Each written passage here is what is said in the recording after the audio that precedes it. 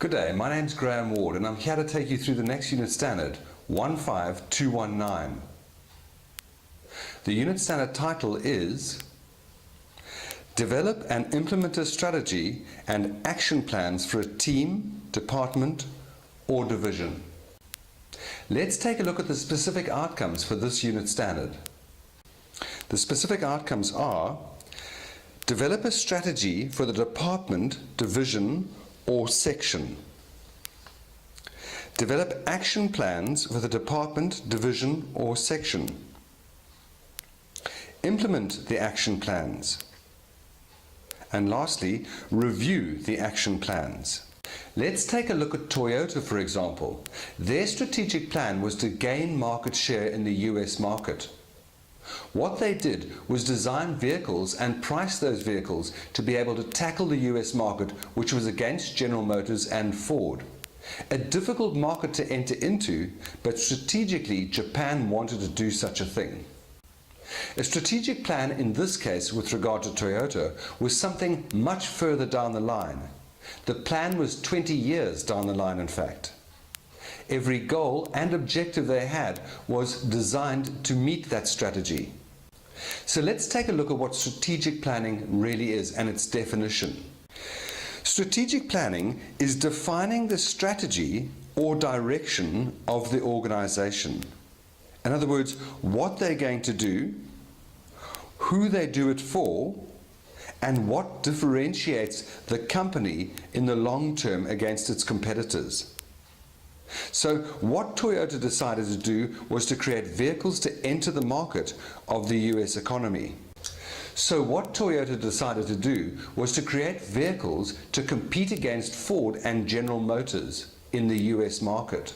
So they defined their target market as that being the United States of America and car users or drivers in the United States. That's who they designed their vehicles for. By doing such a strategy, they had to differentiate themselves from a pricing perspective and a value for money perspective in order to enter the US market. Bear in mind that General Motors and Ford were very ensconced in the US market, and this was a large chunk to take out if Toyota was to do it correctly.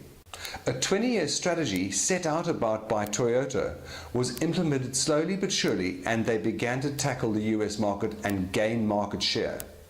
So the vision of an organization is where it foresees itself in a few years from now. In the case of Toyota, it was 20 years from then. In the case of Toyota, they wanted to take market share from Ford and from General Motors, and they achieved this. The mission statement, therefore, of the organization is how to achieve the vision. What do they have to do today or over the next few months in order to make that vision come alive, in order to reach the end goal, which may be a 20-year exercise in the case of Toyota? The mission statement is typically something setting goals and objectives of the organization to reach the end vision of the organization. And in order to achieve the mission, an organization is going to have goals and objectives. These goals and objectives are typically achieved because of action plans. Action plans define what has to be done, by who, and by when. Achieving action plans ensures that the organization is on goal to meeting its mission statement and therefore to meet its vision statement. Let's define this just a bit further. So a vision statement of our organization might be to be the preferred further education and training provider in South Africa. That's our vision. Our mission, on the other hand, is how we achieve the vision statement. Our mission might be to enlighten, delighten, and enthuse all of our learners. So everything we do within our mission statement is to achieve the end goal, and that being the vision statement. So let's just look at the concept of goals and objectives.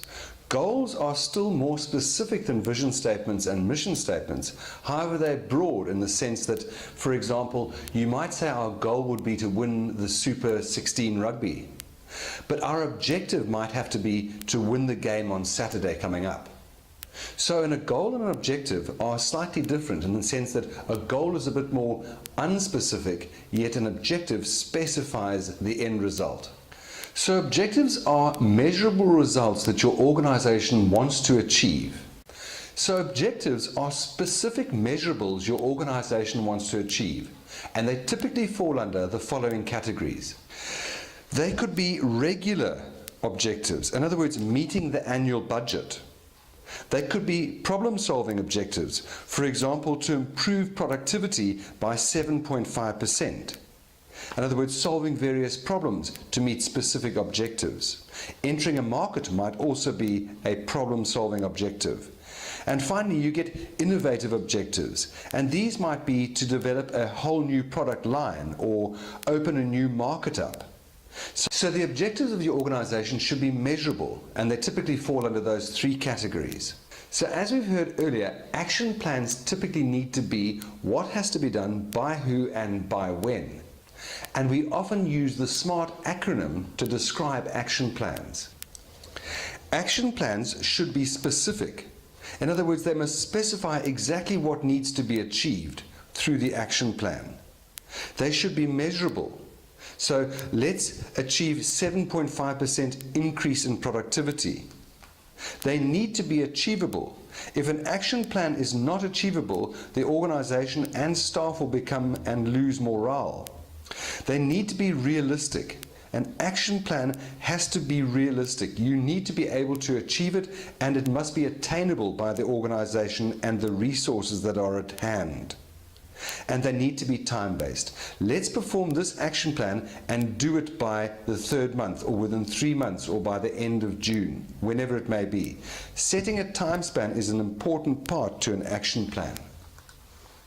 Setting a time span is an important part to an action plan. That means it's not a never, and you will therefore achieve your action plan in that allotted time. Of course, every plan can go wrong.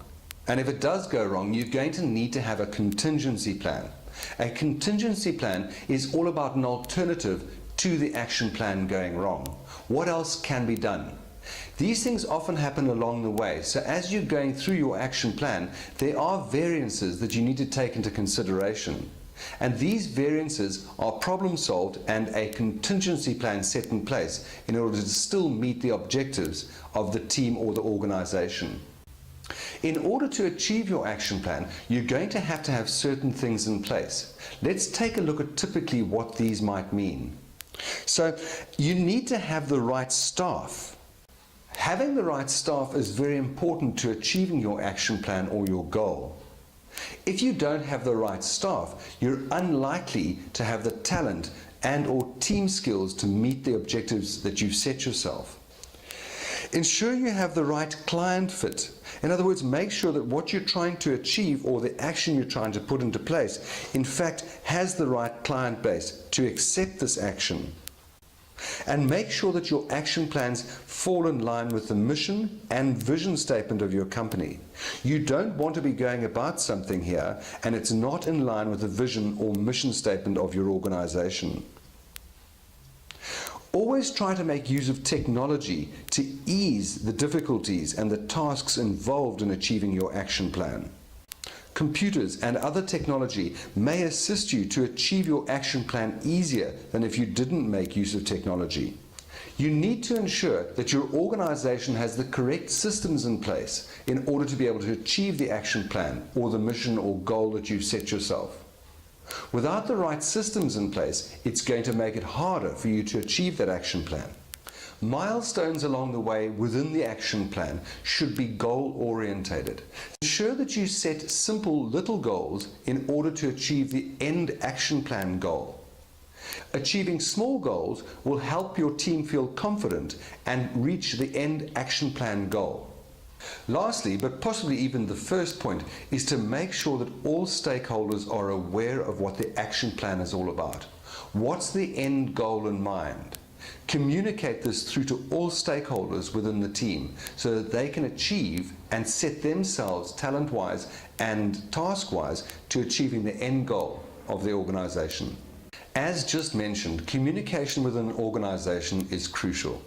And where there's communication, there's likely to be varied ideas, and of course there's the chance that conflict could occur.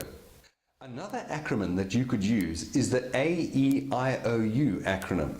in order to solve conflict amongst members in the team. Let's take a look at the AEIOU acronym for solving problems and team conflict. A. Assume those in the team mean well when it comes to conflict. E. Express your own feelings when it comes to the conflict. Let people know how you feel about the conflict. I.